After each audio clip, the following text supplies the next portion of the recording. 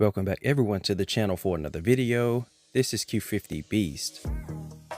Today's video is on Forza Motorsport 7, a revisit, sorta, and we'll get into that during the video. Hang tight. Alright, so the sorta, well, it is a revisit for most of you people because you've already been playing Forza Motorsport. Well, the reality is I just picked this up from Best Buy a few weeks ago, and I decided to go ahead and give it a shot. I'm also doing this thing with the wheel. I'm a rookie on the wheel as well. I've had this Thrustmaster Spider 458 wheel. It had a bunch of dust on it, so I pulled that thing out and I said, let's go ahead and give Motorsport a shot. So I'm gonna stop talking about all of that since we got that out of the way, and let's go ahead and talk about the content. All right. First off, I was pleasantly surprised at the graphics. I mean, look at this thing. Of course, the replay is going to be a little bit better than the true gameplay, but this game looks very, very close to this while playing it. I think they got the physics perfect on this game. It's real close to being a simulated game.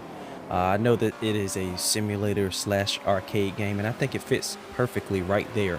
I would say more simulator than arcade, but others may say differently, but either way, this game looks pretty good. I'm really surprised at the age of the game and how it actually has aged. Of course, with the graphics and the physics and the sounds and the accuracy of the car, they put a lot of effort into this. I would almost like to see this type of effort in the Horizon game. I think it will be a better product if we had this effort into what they put into the motorsport game. But anyway, let's go ahead and get into it. So as you see, I'm in the Pontiac G8 GT. It's a pretty powerful car with a big V8 in it, one of those LS engines. So a lot of these cars, you're going to outpower your competition with this car, and that's kind of why I picked it. I don't have any money in the bank, so when this one came up, I went on and jumped on it. It's a pretty heavy car, so it's real hard to control these things in the corner and on exit because of the amount of power that it has. It gets real squirrely, especially with the steering wheel. I don't know how to use the steering wheel that well. I'm a rookie, as I stated earlier, but I'm working on getting better on steering with this steering wheel, and I think it's going to help me in this game. Once I get the hang of it, I'm going to have more control over my car than others using controllers.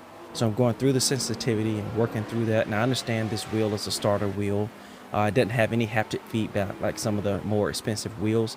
But this is pretty good to get people started with the Thrustmaster 458, Ferrari 458. So, but either way, we're rolling down the track. You see the damage up there. I need to take the damage off because it's kind of showing how bad I am. But anyway, we're getting down the track and we just outran that Ferrari, and we're just using brute force here. You know, we went past this daggone Viper with no problem. We kind of dive bombed in there. You can't just slam on the accelerator. You got to ease into that thing, especially as we're racing through the rain. Once again, I'm very impressed at the shadows and how this track performs in the rain. You know, the car performs in the rain. The attention to detail that they put in it. You hit that puddle and you're on the gas, you will spin out. I just love it. This is a pretty cool game, and I'm really, really excited for Forza Motorsport 8 now when that comes out. We're aware that the new Gran Turismo game has released, and I'm excited to play that. My son has a PlayStation 5, so I think we're going to purchase that game so we can go ahead and get into that and provide that content for you all as well. But this has the Forza feel. I love the feel of the Forza games, but it gives you that kind of simulator feel, and I like it. I love, once again, the blend of the simulator and arcadeness of this game. I do feel like it's, again, closer to the simulator, which I like. Let's just listen to the sounds of these cars. I mean, they put a lot of effort in the car. Sounds even more accurate and sounds better. It sounds rich, especially when you got those big LS V8s under the hood. You're gonna get tremendous sound, tremendous sound. But as you see, I'm starting to get the hang of it. This is the first time I've driven on this track. I'm starting to get the hang of it after about the third lap. I'm not perfect, of course. Once again, I got to work on that sensitivity on the wheel, but just getting used to using the foot brake, using the accelerator. I like the extended control you have using the wheel, because you can dial in how much power you want to put down, and how much you want to get on and off the brakes. So I like using the wheel, and I'm going to work at perfecting that craft. But as you see now, we're in third place here, and we're behind 2 Aston Martins. So I'm sure we got more power than those cars. I don't know what kind of power they make, but I'm sure we're up there with them.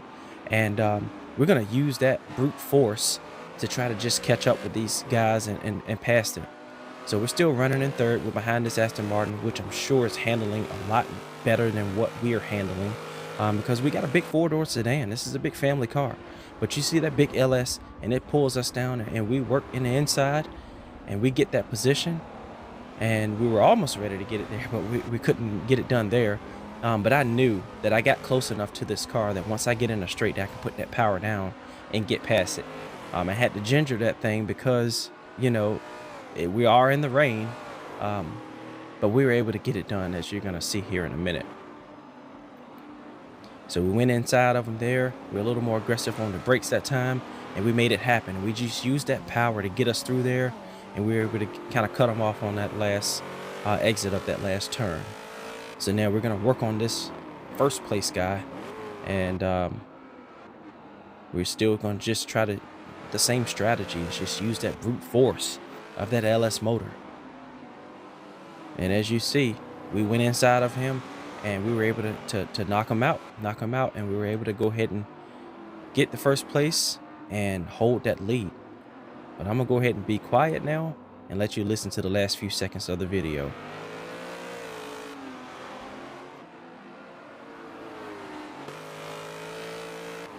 Alright, so I hope you all are enjoying these videos. Please let me know your thoughts on this one here in particular. If you want to see more, please like, share, and subscribe. This is Q50 Beast. Peace out.